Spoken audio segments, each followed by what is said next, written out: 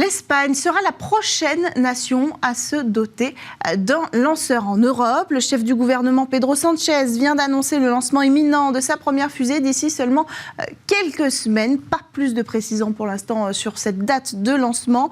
Alors en réalité, l'Espagne sera même la toute première nation européenne à mettre en orbite un mini-lanceur réutilisable. Et alors qu'une dizaine de startups se font la course en Europe, c'est la société PLD Space qui s'apprête à passer la ligne d'arrivée. En partenariat avec l'agence spatiale espagnole, elle a conçu Miura 1, un mini-lanceur capable d'effectuer pour l'instant jusqu'à 4 missions par an. Il pourra transporter des marchandises dans l'espace et les ramener en toute sécurité. Alors, ces lancements sont prévus depuis la base d'El Arenosillo à Huelva, en Andalousie. Après le lancement de Miura 1, l'entreprise compte propulser en 2024 déjà Miura 5, un véhicule plus abouti, réutilisable, qui pourra mettre en orbite régulièrement de petits satellites. Ces lanceurs doivent, je cite, placer l'Espagne à l'avant-garde du secteur spatial européen, ce dont Pedro Sánchez.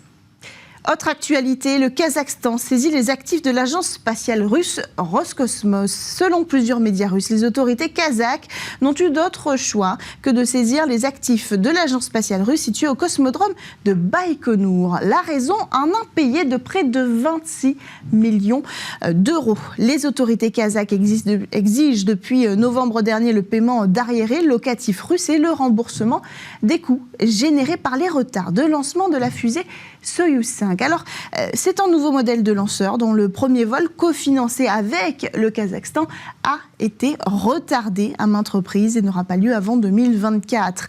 L'injonction de paiement du tribunal d'Astana a été envoyée en janvier et ignorée par la partie russe. Autre conséquence de cet impayé, le directeur du centre d'exploitation de l'infrastructure spatiale terrestre, la principale société de Roscosmos, est temporairement interdit de quitter le pays. Alors si un accord garantit la location du centre de lancement Baïkonour jusqu'en 2050, eh bien certains médias rapportent que la Russie pourrait bien se retirer complètement de Baïkonour, alors même qu'il s'agit pourtant de la plus grande base de lancement au monde. Mais pendant ce temps-là, la Russie pourrait accélérer la construction, elle aussi, déjà en retard, de sa nouvelle base de lancement en Sibérie. Autre actualité, après l'arrivée de Crew 6 dans l'ISS, c'est l'heure du départ pour Crew 5, qui a quitté l'ISS la semaine dernière après 5 mois dans l'espace. Retour sur Terre dimanche 12 mars pour les 4 astronautes, 2 Américains, un Russe et un Japonais. Amérissage réussi au large de Tampa en Floride. Le vaisseau a ensuite été transporté sur le navire de récupération Shannon de SpaceX. Plusieurs records autour de cette mission qui a accumulé 4 sorties extravéhiculaires. D'abord l'américaine Nicole Mann est devenue la première femme commandante d'un vaisseau commercial. Anna Kikina est devenue la 6e femme russe de l'histoire à voler dans l'espace. Et Koichi Wakata, l'astronaute japonais, a totalisé 505 jours dans l'espace et devient le premier astronaute non américain et non russe à cumuler autant de jours dans l'espace.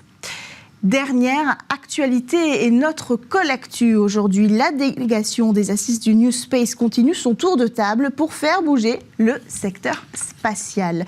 4 représentants ont été reçus par Bruno Bonnell, secrétaire général pour l'investissement en charge de France 2030. Pour en parler, nous avons en ligne avec nous Stanislas Maximin, CEO de Latitude et membre actif des Assises du New Space. Bonjour Stanislas, quel était l'objectif de cette rencontre précisément ? Oui, bonjour Cécile, merci de recevoir le collectif que j'ai l'honneur de représenter aujourd'hui. L'objectif de cette rencontre avec Bruno Bonnell et ses équipes, donc tout secrétariat général pour l'investissement de France 2030, était de pouvoir présenter le rapport, déjà, qui a été établi par le collectif, mais qui vient des recommandations de centaines d'acteurs en France, acteurs émergents et préexistants, présenter ce rapport, puis également insister sur les points majeurs. Alors les points majeurs qui ont été dans notre discussion numéro 1, la vitesse et le déploiement de ce plan France 2030, ce milliard 5 dont 1 milliard est destiné aux acteurs émergents uniquement, mais pouvoir également parler de l'intensification de la commande publique qui est non seulement nécessaire pour faire grandir nos acteurs, améliorer leur compétitivité à l'international et également permettre de lever des fonds. Et c'était notre troisième point. Ce troisième point, c'était c'est comment est-ce qu'on peut mettre en place une stratégie avec le gouvernement et tous les acteurs publics et privés, une stratégie pour améliorer l'accès aux fonds propres pour les acteurs émergents, qui est aujourd'hui un frein, parce que si en France, les entreprises arrivent à lever des fonds en amorçage, pré-amorçage, voire série A, il devient assez compliqué de pouvoir lever des fonds suivants pour, on va dire, pouvoir monter en production, créer des usines. Or, c'est également un des objectifs majeurs du gouvernement, pas que dans le spatial. Et donc, c'est toutes ces discussions qu'on a pu avoir. On a également évoqué une des recommandations importantes, qui est de pouvoir créer un organe directement intergouvernemental pour représenter l'espace, une sorte de conseil national de l'espace qui permettrait justement d'apporter encore plus de poids dans la politique nationale à ce secteur qui aide vous et moi au jour le jour. Et comment a été reçue par exemple cette dernière proposition par Bruno Bonnell ? Alors, on a reçu pour le moment beaucoup d'intérêt sur ça. Bien évidemment, c'est un sujet complexe. C'est un sujet qui a beaucoup de potentiel, mais qui nécessite un travail main dans la main avec tous les acteurs. Et aujourd'hui, notamment le ministère tutelle, qui est chargé de l'espace depuis plusieurs années, donc la Direction générale des entreprises au sein du ministère de l'économie, qui abat un travail assez phénoménal. Et donc, le but, à nos yeux, c'est de pouvoir encore aller plus vite, avoir plus de moyens, avoir plus de ressources pour représenter ce secteur qui grandit, notamment dans le secteur émergent, où on a vu la création de plusieurs milliers d'emplois au cours des 4 dernières années, quasiment ex nihilo. Vous continuez ce parcours-là, vous avez déjà vu rencontrer avec les assises du New Space, en fonction des différents collaborateurs que vous envoyez sur place, plusieurs représentants et de la DGE par exemple, il y a quelques semaines, aujourd'hui Bruno Bonnell. Est-ce que globalement vous avez le sentiment d'être entendu ? On parle d'urgence à agir. Est-ce que vous pensez que cette urgence-là, elle est comprise ? Je pense que on voit énormément de traction suite à ce rapport et suite également à l'événement, et puis l'événement qu'on continue, puisque les assises du New Space continuent en juillet prochain, toujours à la station F, sur 2 jours. Donc oui, on a l'impression d'être entendu puisqu'on est bien reçu. Maintenant, le spatial est un sujet complexe. Comme je l'ai dit, c'est un sujet également interdisciplinaire. Donc on est reçu pas que par les gens en charge de l'espace, mais également par toutes les entités qui sont concernées ou seront concernées par l'espace demain. Alors forcément, on a une problématique majeure, c'est comment est-ce qu'on communique ?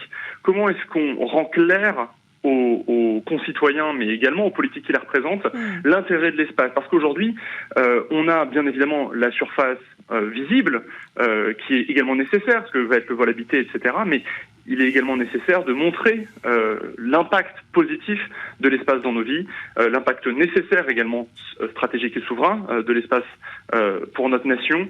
Et ça, c'est un travail qui prend beaucoup de temps. Et donc forcément, ça demande plusieurs rendez-vous, ça demande de pouvoir vulgariser ça demande de pouvoir apporter plus de précision pour que derrière, les politiques puissent voir l'intérêt pour leur propre, on va dire, pour leurs propres concitoyens, leurs propres parcelles également s'ils sont au gouvernement.